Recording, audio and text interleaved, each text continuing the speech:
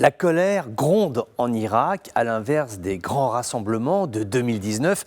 Nous assistons à des mouvements éruptifs, quelques dizaines, quelques centaines de manifestants, des routes bloquées, la fumée âcre des pneus brûlés sur le bitume et des revendications. Toujours les mêmes, de l'eau dans les robinets, l'électricité à la maison et si possible un peu de travail pour pouvoir payer ses factures. Aujourd'hui, les manifestations se déroulent à Nasriyah. Demain, elles éclateront autre part, qu'importe. Ce regain de colère s'explique par une perspective décevante, la probable annulation des élections anticipées du 10 octobre prochain.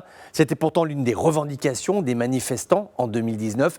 Rebattre les cartes du jeu politique, le Premier ministre Mustafa Al-Kazimi y avait souscrit. Le scrutin était prévu pour ce mois-ci, au mois de juin. Il a été repoussé.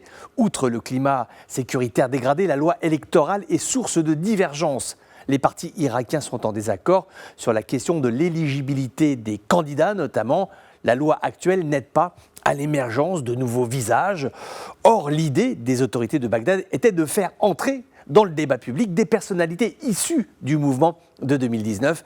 Le scénario du pire serait la tenue d'un scrutin, conformément à la demande des manifestants, mais boycotté par ces mêmes manifestants car non représentatifs de la nouvelle génération, celle qui a connu presque 2 décennies de guerre et qui est lasse de vivre à la petite semaine dans des villes dépourvues de services publics, la corruption à tous les étages, un climat de guerre larvé avec les groupes armés, tout cela avec en coulisses l'Iran qui tire les ficelles. Cela conduit à des poussées de colère incontrôlées, des saccages d'unités de soins, de centres commerciaux vandalisés, des incendies volontaires rapidement circonscrits mais qui indiquent une fatigue, une absence de perspective qui prend à la gorge les plus fragiles. Il existe aujourd'hui en Irak une vraie désespérance sociale quand on pense à tous ces milliards de dollars qui ont été dépensés dans ce pays depuis des années.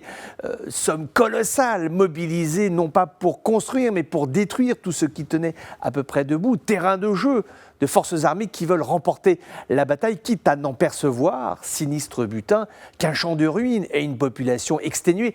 La victoire à tout prix, la victoire à n'importe quel prix quand on calcule l'argent investi dans la sécurité, les milices, les groupes armés, sachant qu'il n'y a jamais un centime pour réparer une route ou faire couler un peu d'eau dans un robinet.